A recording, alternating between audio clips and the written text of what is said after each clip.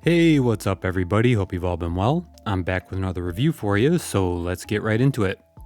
The game is called Hades and it is mega. If you haven't heard of it by now, you may want to check your pulse. Since launch, gamers, reviewers, and outlets have heaped praise on it at every opportunity. After playing, I have to say, justifiably so. It's also won pretty much every award possible somehow, so cue the obligatory award and rating overlays while I chat about it some more.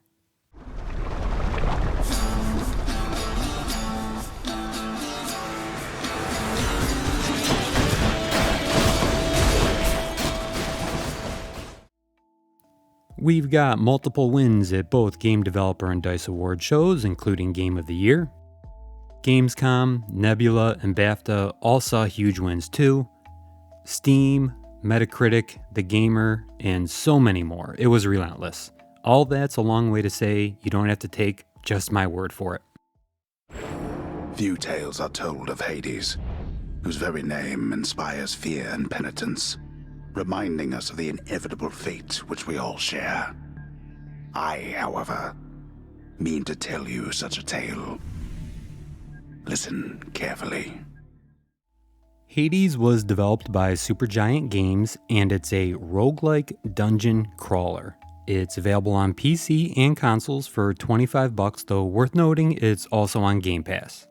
Hades is based on Greek mythology. You play the role of Zagreus, the son of Hades. Hades, in case you forgot, is god of the underworld, king of the dead, yada yada yada. You're trying to leave, but he is having none of it. Thankfully, various gods of Olympus come to your aid in an effort to help the escape via something called Boons. I'll explain these a bit more later. Your motivations are varied, but chief among them is one that's actually quite touching when revealed, and even more so when realized. I won't spoil it, but it's great. Beyond the big reveals, there's also a fantastic twist in the end that'll leave you wanting more. Hades is precisely crafted. It's very well polished, and its gameplay loops are some of the tightest and most satisfying I've ever played. The music, the artwork, the narrative, the voice acting, the gameplay, it's all just so good. This is one of those rare games that excels as an example of both art and science. A naked attempt to sway me from my convictions. Defend yourself, you blackguard, and may the gods show you some mercy, for I shall not.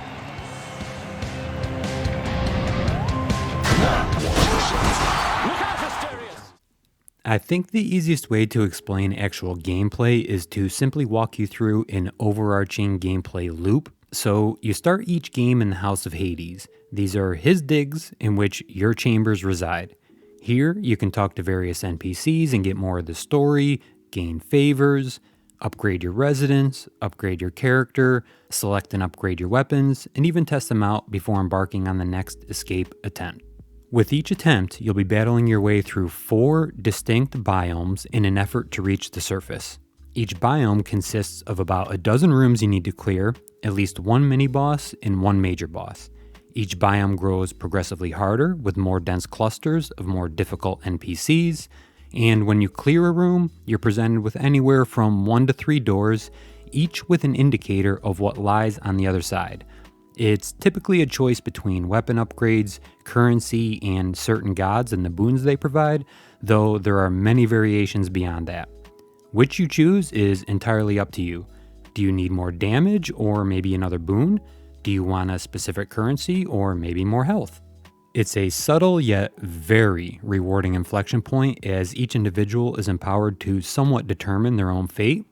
More risk-averse players may take the safe route, while riskier players may choose, say, the double boss door in hopes of an amazing reward commensurate to the challenge. Technically, you have just 1 life, though you can increase this by leveling up a specific character's skill, and when your lives are used up in a specific escape attempt, it's game over. Back to House of Hades, rinse and repeat. Now, I'm gonna say something that's confusing, story of my life I know, but hear me out. Hades is beautiful for both its simplicity and complexity. It absolutely is the type of game you can just pick up and play and have fun with zero knowledge. It's also simultaneously, absolutely, the type of game you can spend dozens or even hundreds of hours in just min-maxing being a tryhard. And I do have actual friends in both buckets. One has escaped, I think, about 100 times now, and he's still going strong. In terms of mechanics, Hades is top notch. Abilities and actions are tight, responsive, and look and feel impactful. It's enjoyable to play, not clunky or frustrating at all, the exact opposite actually. I love when interacting with a game fades into the background and you're just sort of playing it. It's rare, but Supergiant definitely achieved that here. In terms of abilities, think standard hack and slash ARPG type stuff. A standard attack, a more powerful super attack, a ranged cast, and a dash. These can be modified and or grow more powerful with each escape attempt via boons, but again, remember boons are lost upon death, so they're specific to just that attempt. Bone Hydra, you look different.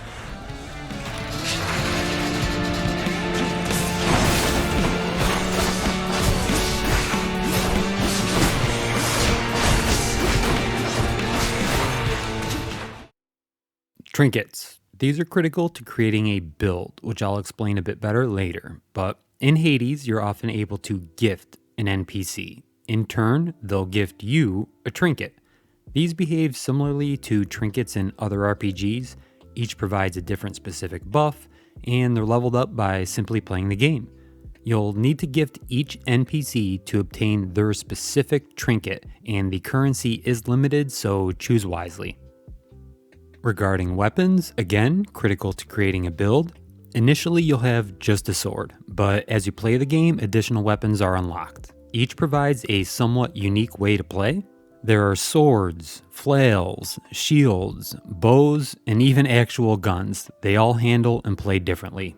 Weapon selection also guides your escape attempt build, so keep that in mind. I've been pretty vague about explaining boons thus far, so let me do better. Once again, boons are critical to creating a build. Remember how I mentioned earlier that each door to the next room will have an indicator about what's on the other side?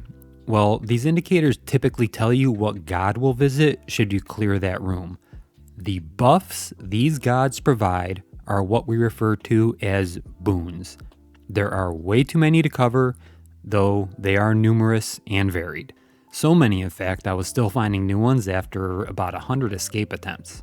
These three things, trinkets, weapons, and boons, ultimately lead to what we call a build.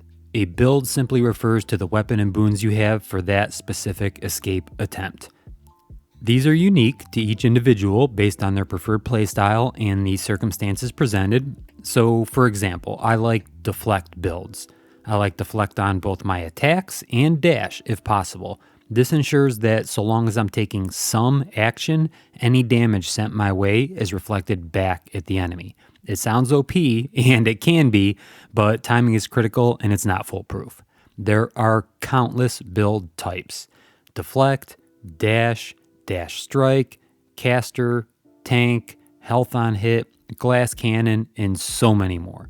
You won't always get the exact boons you want as the spawns are random, so even though I want deflect, I'm not guaranteed to have the god that provides them, Athena, spawn in that escape attempt. As a result, you're often piecing together a build based on the best of your options. At first glance, this will seem daunting as the options are so numerous, but as you play and learn what boons each god offers, it becomes easier to maximize your build based on the random options presented. One additional note on all this: some trinkets guarantee a certain god will spawn in your playthrough. These are very helpful for when you've identified a build you like and want to ensure you get it. So as I explained how I like deflect, I can just wear Athena's trinket and she's guaranteed to spawn in my playthrough. Your trinket, weapon, and boons all line up to provide player agency and variability. You can make your character yours, so to speak, and play the game the way you want. Also, deflect. Always choose deflect.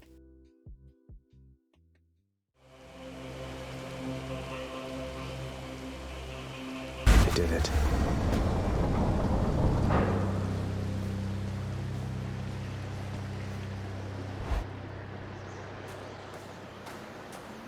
Wow. If you take anything away from this review beyond the fact that the game is effing great, it should be this. Each playthrough is totally unique.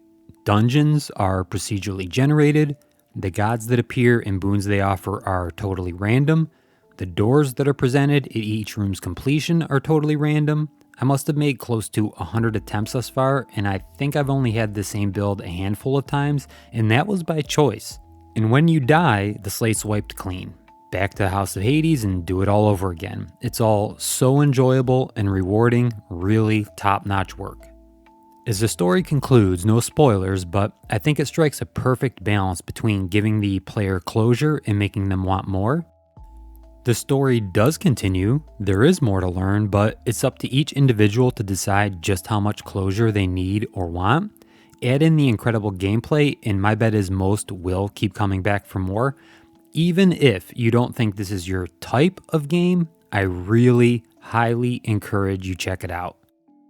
So great job, Supergiant. You surprised me, you impressed me, you won me over. I will absolutely be following you. Alright everybody, that's all I've got for you. Hope you enjoyed it. Take care of one another, and I will see you soon.